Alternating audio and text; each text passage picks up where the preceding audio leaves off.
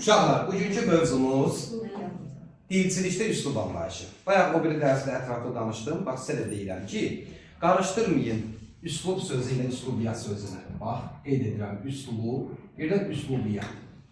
Üslubiyyat. Bax, sizə sual düşsə ki, hansı daha geniş bir anlayışdır? Təbii ki, üslub anlayışı. Üslubiyyat, dildəki üslubları öyrənən elmin adıdır. Bu bir dənə elm sayəsidir, bitdi.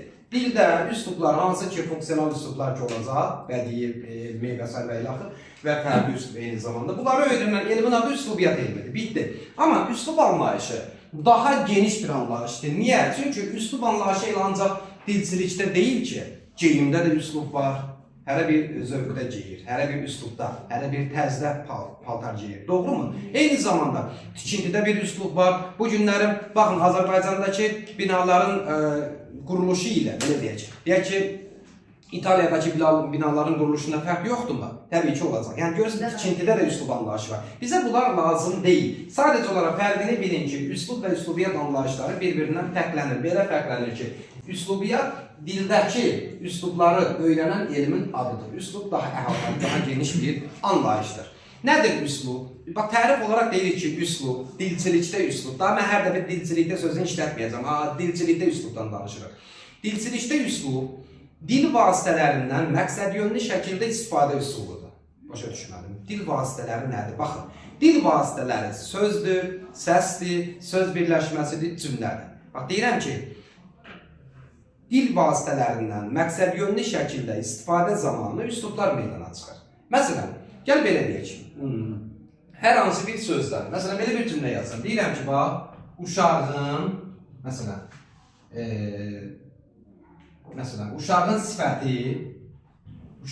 sifəti qızarmışdır. Qızarmışdır. Bir də belə yazıram, sifət, əsas, nitq hissəsidir. Mən hər iki cümlədə eyni bir anlayış var, daha doğrusu amonim bir söz var. Bu anlayışdan istifadə etmişəm. Yazılışları eyni, tələffüzləri eyni. Amma hər iki cümlədə, baxın, fərqli bir məqsəd güdüb istifadə etmişəm. Birində ümumiyyətlə söz kimi, digərində isə termin anlayışı ilə istifadə etmişəm. Düzdür? Neynədim mən? Mən dil vasitələrindən, yəni hər hansı bir sözdən məqsədyönlü şəkildə istifadə zamanı iki üslubun təzahür forması meydana çıxdı. Uşağın sifəti qızarmış da adi bir cümlədir, bu publisistik üslubdadır. Bu isə termin anlayışın həkk olunduğu bir cümlə, bu isə elmi cümlədir. Aydındırmı? Elmi bir cümlədir. Bu artıq elmi üslubda olan bir cümlədir. Deməli, dil vasitələrindən məqsədyönlü şəkildə istifadə üsulu zamanı nə yaranmış olacaq? Üslub meydana gəlmiş olacaq. Ümumiyyətlə, yadda saxlayın ki, üslublar həm ümumi, yəni ictimai baxımından, həm də xüsusi, fərdi baxımından deməli, bir-birindən fərqlənir. Nə deməkdir? İctimai baxımından, nə deməkdir? Fərdi baxımından. Öncə danışım ki, əgər biz üslublardan, fərdi baxımından istifadə etsək, bu zaman fərdi üslub yaranacaq. Fərdi üslub daha çox şairlərin, yazarların, nə bilim, rəssamların, söz sənət adamlarının dil üslub xüsusiyyətləridir. Məsələn, gəlin qarşımıza bir 20 ədəd şeir parçası düzək və qarışdıraq. 10 dənəsi Sabirin şeiri olsun, 10 dənəsi də Füzulinin şeiri olsun. O şeirlər, qarışıq şeirlər oxuyan zaman mən Füzulinin üslubunu tutacam, Sabirin də üslubunu tutacam. Niyə? Çünki onların artıq təfəkkürü, istifadə etdikləri o dil vasitələri var idi, sözlərdən, söz birləşmələrdən, cümlələrdən, hansı yazarın, hansı sözlərdən, hansı məqsədlə daha çox istifadə etdiyi meydana çıxmış olacaq. Mən neynəmiş oldum? Mən bunların fərdi üslublarını, özəl üslublarını, şəxsi üslublarını fərqləndirmiş oldum. Səttar Bəhlulzadənin rəssamlıqda üslubu ilə deyək ki, hər hansı bir xarici bir rəssamın üslubu arasında fərq yoxdurmu? Təbii ki, fərq var. Tutaq ki, məsələn, Səttar Bəhlulzadə daha çox o portretlərində göy boyadan daha çox istifadə edirsə, digər məsələn bir rəssam daha çox qırmızı boyadan istifadə edir. Eyni şəkilli çəkəcəklər. Sadəcə olaraq boya tonları fərqli olacaq. Baxın, nə baş verdi? Onların üslubları fərqli oldu. Fərdi üslub məsələsini qoyuram kənara. Baxın, belə bir dərsim var mənim YouTube-da. Bax, hər kəs izləsin. Funksional üslublarda fərdilik anlayışı. Gedin bu dərsi izləyin. Orada fərdilik nədir? Hansı üslublarda fərdilik özünü necə göstərir? Mütləq bu dərsi izləyəcəksiniz. Bundan əlavə, mənim bu dərsimdə bədii üslubda işlənən hansı ki, bədii təsir ifadə vasitələri ki olacaq, mən bunları burada indi izah etməyəcəm. Həmin dərsi izləyəcəksiniz, orada bütün bədii təsir ifadə vasitələri haqqında ətraflı məlumat vermişəm. Obrazlılıq nədir? Emosionallıq nədir? Nə bilim, ekvivalentlik nədir? Bütün bunlar haqqında ətraflı məlumat vermişəm. İndi mən bizə lazım deyil fərdi üslub, qoydum kənara. Bizə lazımdır ki, üslublardan biz ictimai baxımından istifadə zamanı yaranan funksional üslublar haqqında danışaq. Aydındır? Funksional, funksiya sözündən də, funksiya anlayışı yəqin ki, hər biriniz üçün təzə bir tema, təzə bir belə deyək, termin deyil. Düzdürmü? Funksional üslublar hansılardır? Bilirik, bədii üslub, elmi üslub, publisistik üslub, məişət üslubu və rəsmi işgüzar üslub. Düzdür? Mən danışıram bədii üslub haqqında. Bax, deyirəm ki, bədii üslub, milli bədii təfəkkürün ifadə forması olub, obrazlı, emosional nitq formasıdır. Bu, mən istəyirsinizsə elə mən danışım şifahi, siz qeydlərinizi evdə götürərsiniz. Olar. Amma sizdən soruşacağım, daha doğrusu dəftərinizdən bax, bunları istəyəcəm sizdən. Çünki mən istərəm, bir də yazım ki, vaxt geçsin. Bir də deyirəm, bədii üslub nədir? Milli bədii təfəkkürümüzün obrazlı, emosional, milli bədii təfəkkürünün ifadə forması olub, obrazlı, emosional nitq formasıdır. Nədir obrazlı, obrazlılıq nədir, emosionallıq nədir? Yenə deyirəm, həmin dərsdə mən bunlar haqqında ətraflı danışmışam. Ümumiyyətlə, obrazlıq, emosionallıq, məcazilik, aşağı yuxarı hamısı eyni şeydir. Yəni, sözün məcazi mənasından istifadə. Aydındır. Baxın, bədii üslub haqqında nə deyir? Bədii üslub, milli bədii təfəkkürün ifadə formasıdır, obrazlı, emosional nitq formasıdır. Ondan sonra ən qədim üslubdur. Bəs xüsusiyyətləri haqqında nə sadalayacağım? 1. Bədii üslubun xüsusiyyətləri hansılardır? 1. Obrazlılıq. 2. Emosionallıq. 3. Məcazilik, yəni sözün məcazi mənasından bol-bol istifadə. 4. Bədii təsir ifadə vasitələrindən bolluca istifadə. Bax, bədii təsir ifadə vasitələrindən bolluca istifadə.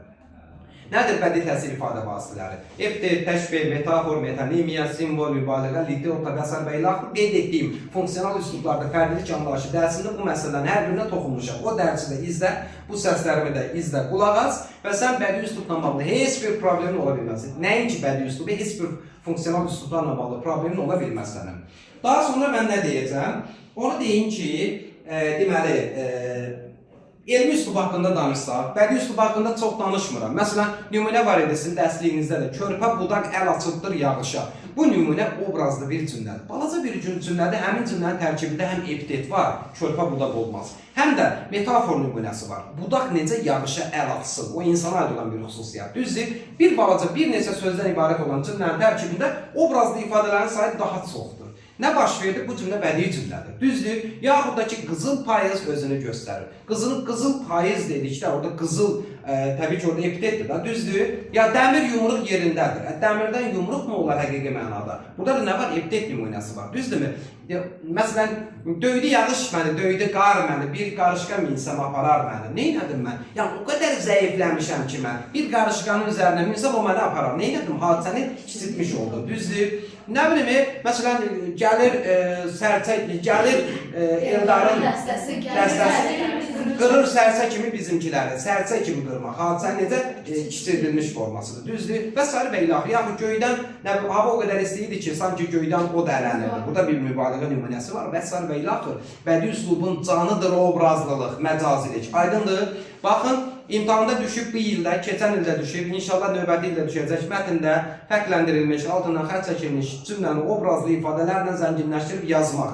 Ötən ildə bir cümləni soruşdu, bir il iki cümləni soruşdu. Sadəcə olaraq mahiyyət eyni idi, uşaqlar, xətrinizə dəyməsin. Mahiyyət eyni idisə, vaxta görə siz onu çatdıra bilməmişsiniz və s. Yəni, probleminiz sizin vaxt şikayət olub daha çox. Aydındır, bu da belə. Danışıram elmi üslub haqqında. Elmi üslub nədir? Elmi üslub milli elmi təfəkkürün ifadə formasıdır. Elmi dərsliklərin dilidir. Elmi üslub, elmi dərsliklərin, monoqrafiyaların dilidir. Və əsas xüsusiyyəti onu bilirsiniz nədir? Necə ki, bədii üslubun əsas xüsusiyyəti məcazi mənalı sözlərdən bolluca istifadə deyil. Elmi üslubun da əsas xüsusiyyəti termin sözlərdən, termin, ixtisas peşə sözlərindən bolluca istifadədir. Yəni, gəlsin bu dəqiqə, deyək ki, hər hansı bir müəllimi otaqdan çağıraq, gəlsin riyaziyyat dərsini keçsin, yaxud da ki, tarix, yaxud da ki, informatika, yaxud da ki, kimya dərsi. Hər müəllimin dərs prosesində bolluca tədris etdiyi ixtisasına aid termin sözlərdən bolluca istifadə olunacaq. Deməli, hər birimizin nitqi söhbət biz müəllimlərdən gedir. Hər hansı bir mövzunu sizə anlattığımız zaman işlətdiyimiz ifadələr əsasən termin sözlərdən istifadə olunacaq. Niyə? Çünki hər hansı bir elmin nəyidir biz verdiyimiz? İzahıdır. Düzdür, elmi üslubun canı budur da. Hər hansı bir istənilən bir hansı qrupa hazırlaşmanızdan asılı olmayaraq siz deməli dərsliklərinizi açıb görsəz, oradakı istənilən dərslikdəki olan məlumatlar hamısı elmi üslubun nəyidir? Təzahür formasıdır. Nümunələrdir. Bəs müəllim, elmi üslubun xüsusiyyətləri hansılardır? Bir dedim, termin sıxlığı olacaq. Termin sözlərdən bolluca istifadə. 2. Məntiqilik.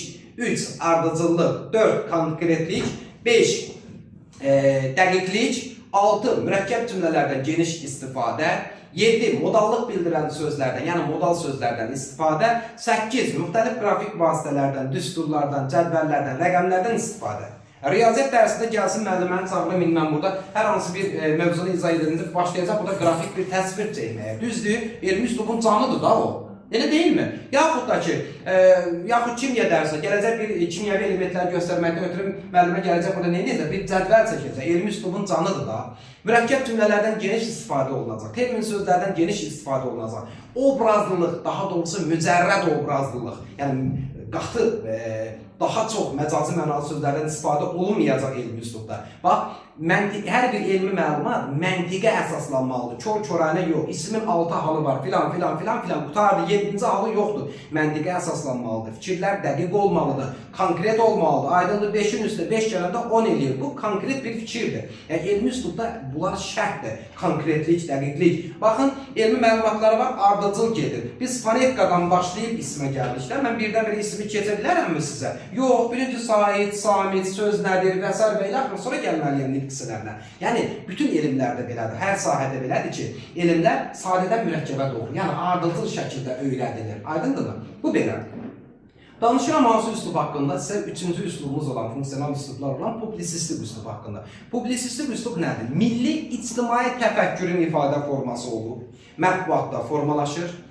Bu mənada publisistik üsluba qəzet dili, radio dili, televiziya dili, nə bilim, jurnal dili də deyilir. Və publisistik üslubu digər üslublardan fərqləndirən bilirsiniz özəl xüsusiyyət var. Yaranma tarixi konkret bəllidir. 1875-ci il 22 iyun Əkinci qəzeti ilə, yəni mətbuatımızın əsasının qoyulması ilə publisistik üslubun əsası qoyulmuş oldu. İndi baxın, publisistik üslubda olan bir mətn parçası hansı ki işləyir, siz buraxılış imtahanını vermirsiniz, yaxud verəcəksiniz. Baxın, publisistik üslubda olan bir nümunədə nə var? Məlumat verici xarakteri daşıyır həmin mətn nümunəsi, düzdürmü?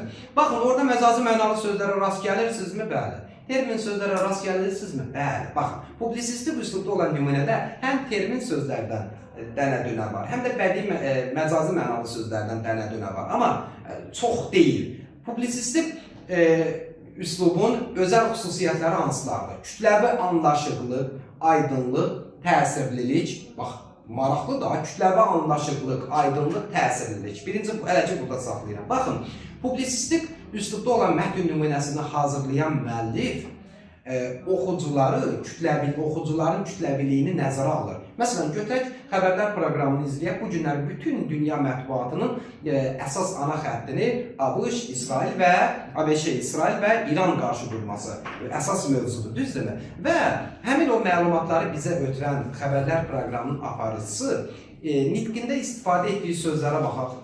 Deyir ki, 5-dən 105-ə qədər yaşından asılı olmayaraq hər kəs onun nitqini demək olar ki, aşağı-yuxarı başa düşür. Yəni, bütün kütlə üçün hazırlanıbdır həmin material. Aydındırmı? Çünki işlətdiyi sözlər əsasən ümumiliklər sözlərdir. Kütləvi anlaşıqlılıq budur. Bütün kütlə üçün, bütün kütlə başa düşəcək.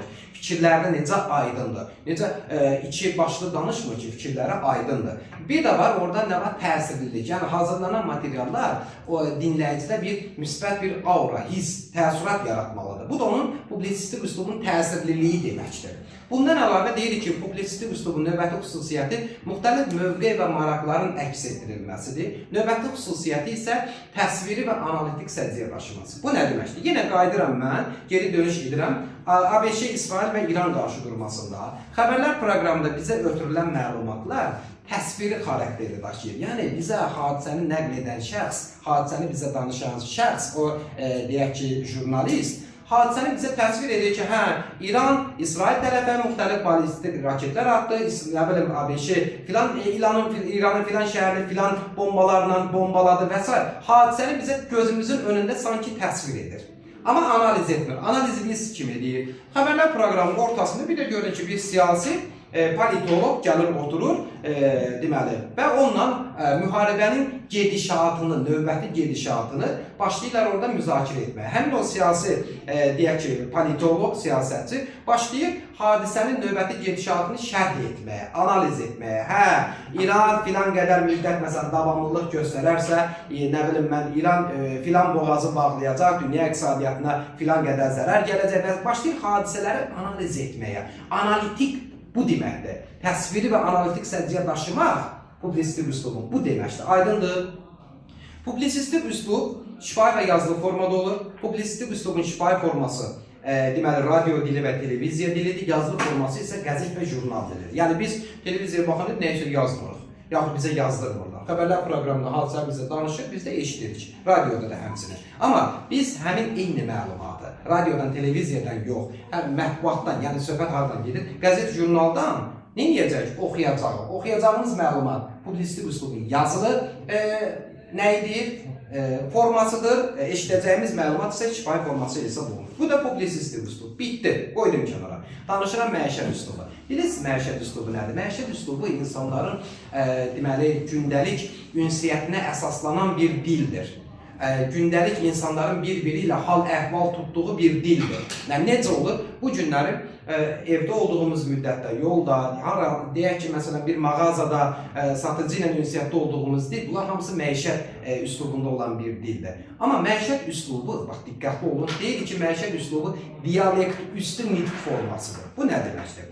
Məişət üslubunda biz ya ədəbi dildə danışmalı deyilik, yaxud danışmırıq, ya da dialekt sözlərdə, məhəlli səciyyə daşıyan sözlərdən istifadə etməməliyik. O baxımdan ədəbi dildən aşağı, dialektlərdən üstün, orta mövqeyi tutan bir dildir məişət üslubu. Məişət üslubunda, məişət üslubunun əsas canı dialekt. Daha doğrusu diyaloglardan istifadədir, diyaloglar, aydındır. Bəs müəllim, biz yazıda məişət üslubuna necə biləcəyik? Məsələn, verilən nümunədə, adətən bədii nümunələrdə yazarlar, belə deyək də, bədii məişət üslubunun daha çox açıq-aşkar göründüyü hallar bədii nümunələrin içərisində görəcək. Necə seçəcəm, məsələn, onu diyalog görsək, iki obraz arasında, onların diyalogu bir-birindən hal-əhval tutmağı, hər hansı bir hadisənin bir-birindən soruşmaları, bu artıq məişət üslubunun nə idi? Əsas canıdır. Yəni, yenə deyirəm, məişət üslubu kütləviliyinə görə ən aparıcı üslubdur. Ən qədim üslub bədii üslubdur. Amma kütləviliyinə görə, kütləvi anlaşıqlılıqla qarışdırma. Kütləvi anlaşıqlılıq publisistik üslubun xüsusiyyətidir. Kütləviliyinə görə, yəni əhatə dairəsinə görə ən geniş üslub məişət üslubudur. Heç kəs, hamı daha doğrusu həkim deyil. Hamı, nə bilim mən, müəllim deyil, hamı vəkil deyil ki, deyək ki, hər hansı bir elmi dildə danışsın, ondan sonra bir rəsmi işgüzar üslubda danışsın, amma hamı bir ailə başçısıdır. Hamının bir ailəsi var. Hamı evində, heç bir məhkəmə məmuru gəlib evində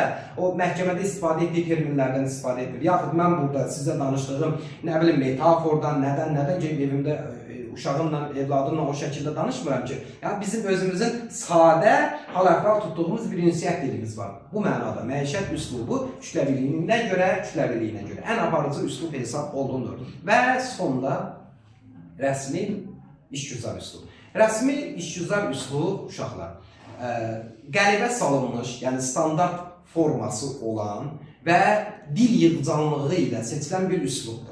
Bu mənada rəsmi işgüzar üslubun əsas xüsusiyyəti nədir deyəndə deyirsən ki, fikirlər standart formada verilir, dil yığcam olur. Rəsmi işgüzar üslubda obrazlı ifadələrdən, yəni məcazi mənalı ifadələrdən istifadə edilmir bir mənalı şəkildə. Rəsmi işgüzar üslubda fərdi dil ünsürlərinə, fərdi nitq ünsürlərinə daha doğrusu rast gəlinmir bir mənalı şəkildə. Bu rəsmi işgüzar üslubun əsas canıdır, xüsusiyyətidir qırmızı xətt kimi.